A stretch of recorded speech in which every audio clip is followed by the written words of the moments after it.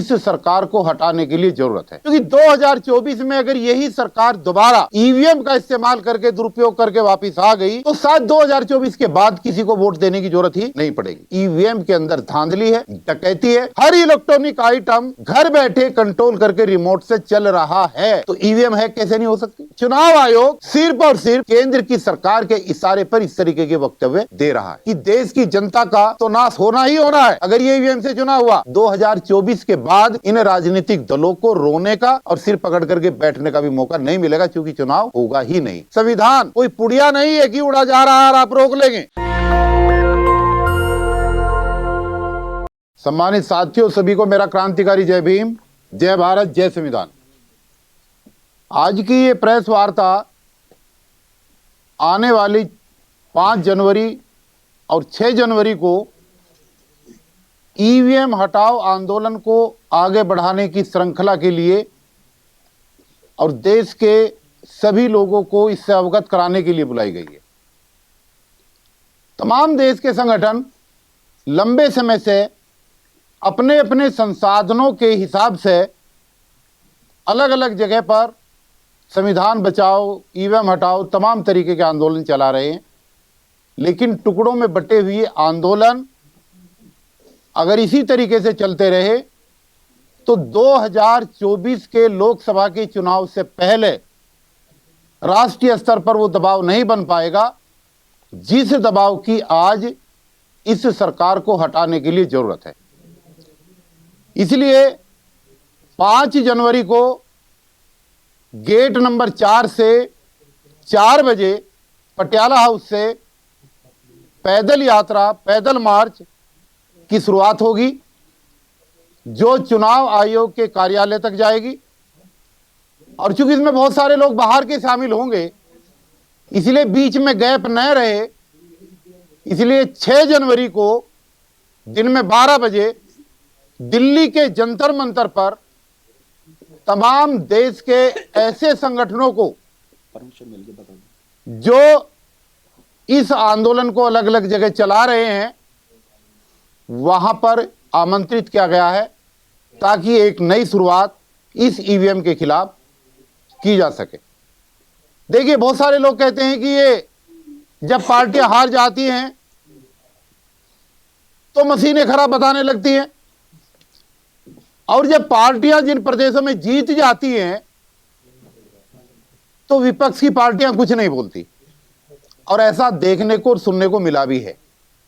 जो अभी 5 राज्यों के चुनाव हुए और हिंदी बेल्ट की जो 3 राज्य मध्य प्रदेश, राजस्थान और छत्तीसगढ़, वहां पर जिस तरीके के रिजल्ट सुबह 8 बजे से लेकर के 11 बजे तक अलग थे और उसके बाद में तुरंत उनका ट्रेंड बदला, तो पार्टियां भी सकते में हैं कि कहीं ना कहीं गड़बड़ है। यह बात हम 2019 से लगातार कह रहे हैं।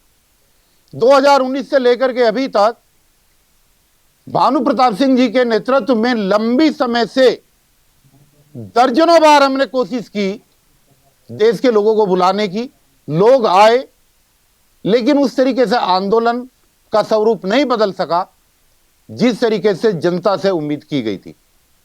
इस बार फिर यह प्रयास है और यह प्रयास अंतिम प्रयास इसलिए भी कहा जाएगा क्योंकि 2024 में अगर यही सरकार दोबारा ईवीएम का इस्तेमाल करके दुरुपयोग करके वापस आ गई तो शायद 2024 के बाद किसी को वोट देने की जरूरत ही नहीं पड़ेगी। अब इस कड़ी में मैं आप सभी पत्रकारों से एक विशेष बात बताना चाहता हूं।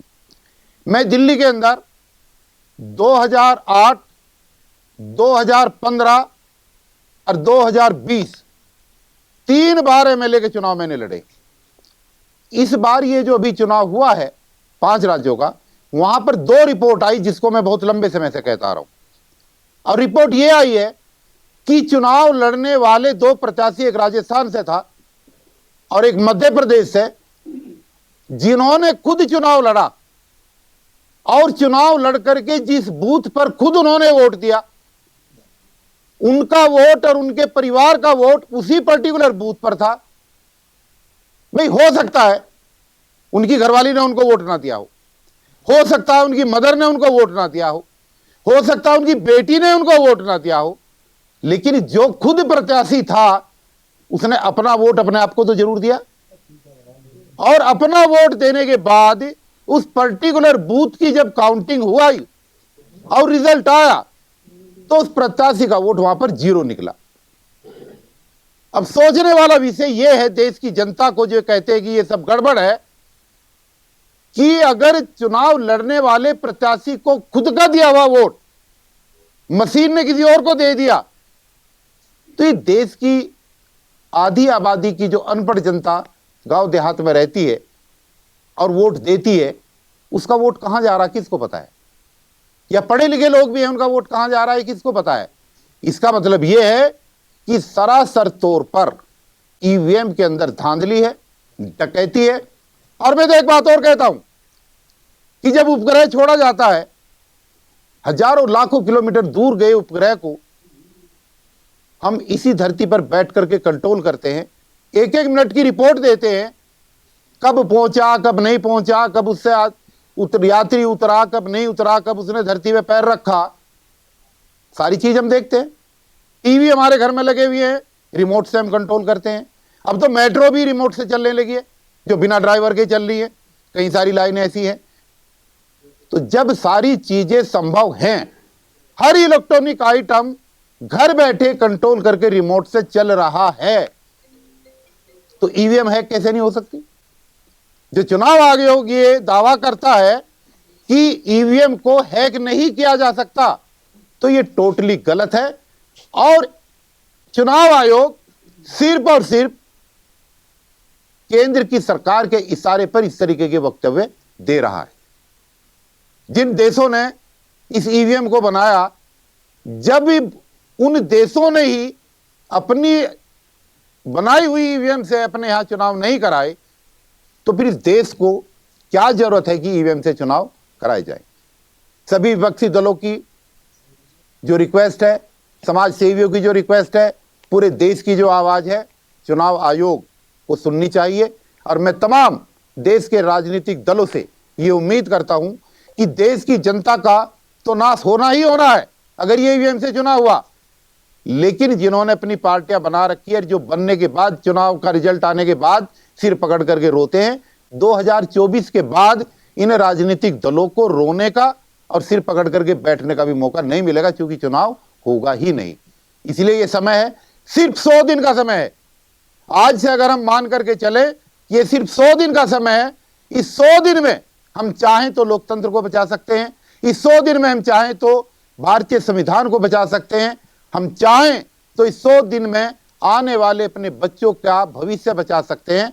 और अगर ये 100 दिन हमने खराब कर दिए, अगर देश के बुद्धिजीवियों ने, देश की जनता ने, यहाँ के राजनीतिक दलों ने, उनके नेताओं ने अगर 100 दिन खराब कर दिए और ये सोते रहे, तो फिर जागने का कोई फायदा 2024 के बाद नहीं होगा। इसीलिए तमाम साथियों से, जहां तक आज के इस प्रेस वार्ता के माध्यम से, आपके चैनलों के माध्यम से हमारी आवाज जा रही है, सभी से हाथ जोड़ करके ये अपील है कि आने वाली 5 जनवरी को शाम को 4 बजे पटियाला हाउस के गेट नंबर 4 पर और 6 तारीख को दिन में 12 बजे दिल्ली के जंतर मंतर पर ईवीएम हटाओ आंदोलन की इस जंग में आप सब लोग शामिल हो। ये किसी पर्टिकुलर नेता की या नेता बनने की जंग नहीं है, बल्कि ये देश को बचाने की जंग है। और जो लोग भारतीय संविधान के लिए संविधान बचाओ मोर्चा बना करके काम कर रहे हैं, संविधान कोई पुड़िया नहीं है कि उड़ा जा रहा है और आप रोक लेंगे। संविधान को बचाने वाले लोग ये समझ लें कि संविधान को वास्तव में अगर आप बचाना चाहते हैं तो संविधान जब ही बचेगा जब संविधान के अंदर दिए गए जो प्रावधान हैं, जब आप उन प्रावधानों को बचाने की इस सरकार से कोशिश करेंगे।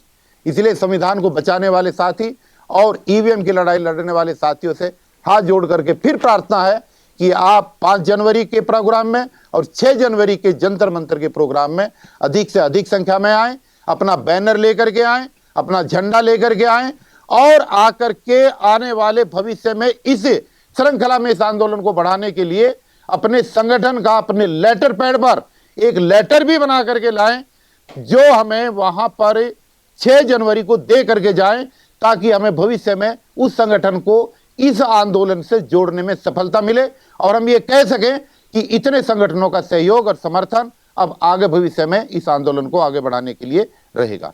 तमाम साथियों को मेरा क्रांतिकारी जय भीम। आप सब लोगों को विशेष रूप से धन्यवाद, क्योंकि आप ही हैं जो गरीबों की आवाज को जनता के अंदर तक पहुंचाने का काम कर रहे हैं। नहीं तो मास मीडिया का क्या हाल है ये आप सब लोगों को पता है। इसलिए तमाम दिल की गहराई से आपका धन्यवाद करता हूं और मैं उम्मीद करता हूं देश की जनता से कि 5 जनवरी और 6 जनवरी को आप हमें निराश नहीं करेंगे और अधिक से अधिक संख्या में आकर के इस आंदोलन को नई रफ्तार देने का काम करेंगे। जय भीम। नेशनल दस्तक की आपसे गुजारिश है कि अगर इसको बचाना चाहते हैं तो नेशनल दस्तक को सब्सक्राइब करने के लिए रेड कलर के सब्सक्राइब बटन को दबाएं, फिर बेल आइकन की घंटी दबाएं।